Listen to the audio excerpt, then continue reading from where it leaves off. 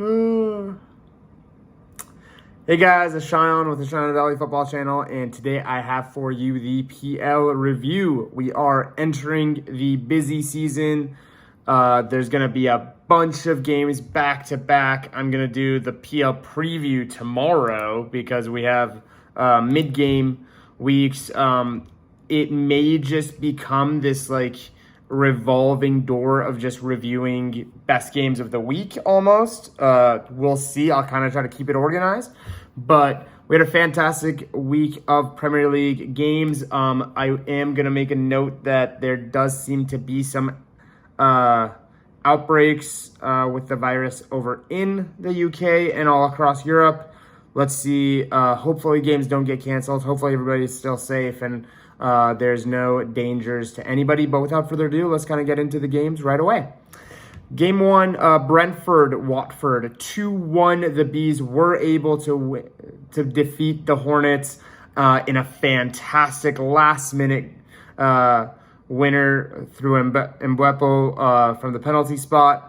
Brentford looked very, very good this game, honestly. XG had it at 1.8 to 0.56. Obviously, the penalty accounting for 0.75 of that. Still, Brentford were the better team. It must be said, Watford, though, Emmanuel Dennis is looking like a serious talent alongside Ismail Assar, but specifically Emmanuel Dennis, very, very impressive, both this game and against Chelsea as well.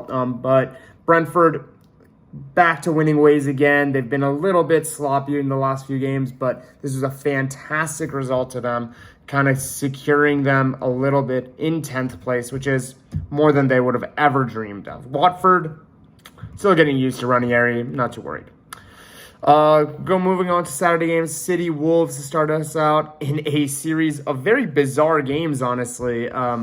City with a 1-0 win against Wolves. Wolves didn't offer pretty much anything. XG at this game has 3.0 to 0.08. That's a low score for Wolves. City were dominant. They were creating chances. They just couldn't score. And it took the penalty from Raheem Sterling. Very stupid penalty giveaway, in my opinion. Very, very cheap. But all around, City looked good, looked comfortable, but just couldn't put the ball in back in the net. We'll see how much of a struggle this does become as they go forward, moving forward. But 1-0, they got the job done. A win is a win. They are at the top of the Premier League. They're comfortable. Arsenal was in a game that I got wrong, was able to swiftly deal with Southampton, actually. Southampton, I was not aware of the injury situation that they have, where 5 of the first team were missing. It's difficult to do that. Arsenal played very, very well to their credit. The first goal specifically, fantastically, played out of the back. They kind of put Ramsdale in a little bit of trouble. He was able to recover, and they passed through the press beautifully, laid it off to Lacazette in the final third, and Lacazette was able to get a fantastic goal. Shout out to Odegaard. He's gotten 3 goals in the last 3 games. Seems like there's some movement happening there finally for him. A slight tick in performance. I'm going to grab some water.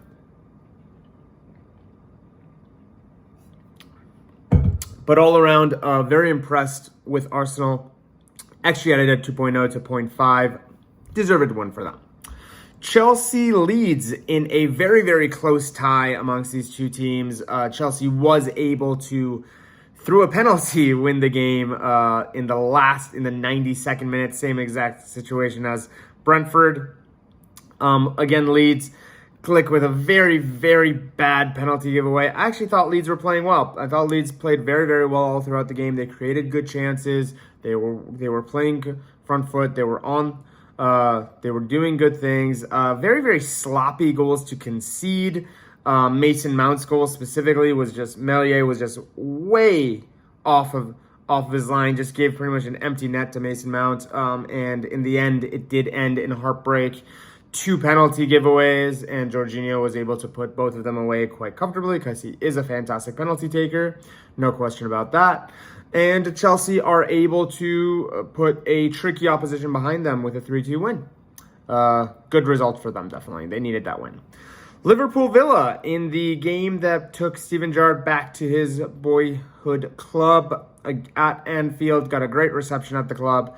Liverpool were dominant this game. It was not even close. We are slowly starting to see the gap between Liverpool and City from Chelsea. Over the last 3 or 4 weeks, it's very much becoming obvious that there is still a level that Chelsea needs to get to really be able to challenge these two, because these two just look absolutely insane.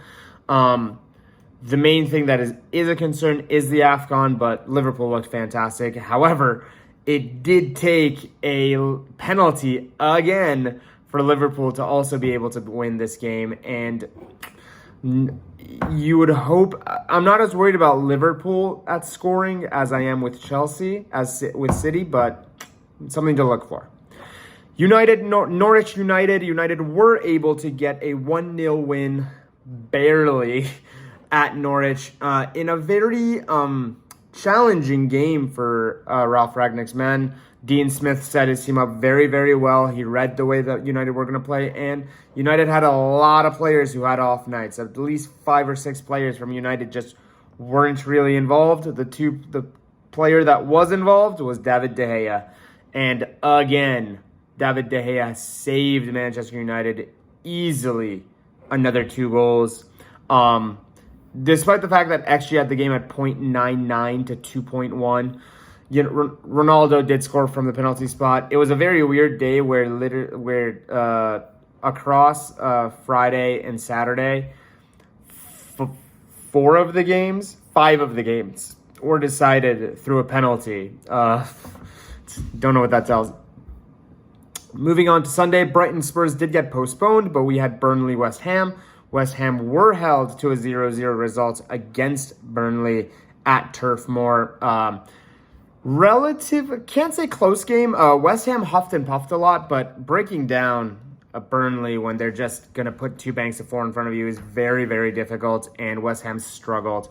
They don't really have that silky player that's able to unlock the entire defense. I was under the impression that Said Benrahma could become that type of player. At the moment, it just doesn't seem to be the case. They weren't really able to get Antonio involved. The couple changes that they created was just Declan Rice making deep runs from the midfield, and Declan Rice is looking better and better week on week. What a player he's turning into. Fantastic for the future of England. Absolutely. Moving on, Leicester 4, Newcastle 0. Again, a result that I was not even relatively close to. Leicester bounced back in very, very commanding form. Newcastle looked horrible this game, not even at the races at all. The standout player for Leicester was definitely James Maddison. What a performance from him. Won the penalty for the first goal, assisted the second, and created the second, the main chance for the second, assisted the third, and scored the fourth. Was involved in everything good that Leicester did, and they have needed him desperately.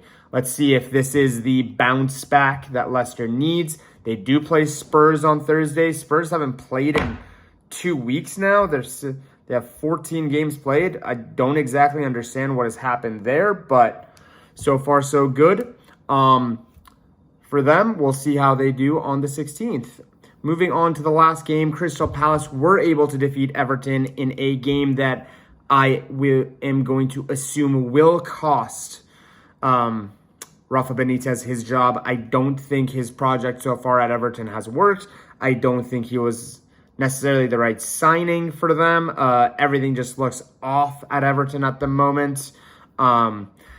Obviously, the loss of Dominic Calvert-Lewin is huge and cannot be understated. However, the losses are just piling up, and it's just not good enough, in my opinion. They need to be doing better from that start that they had where they were 5th in the table to now. It's just getting worse and worse.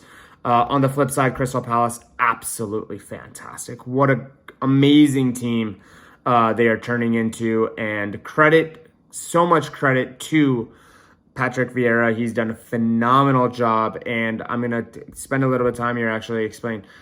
Conor Gallagher the Chelsea youth production system is an absolute joke.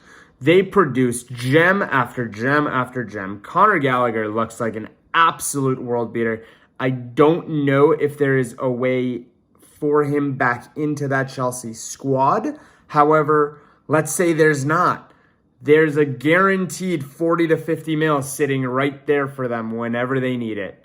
Same honestly, Billy Gilmore. He's not to the level of Conor Gallagher. What an amazing, both goals fantastic. Gets involved in play, gets involved in build-up, is there to finish the goals off as well. Has a Frank Lampard feeling about him.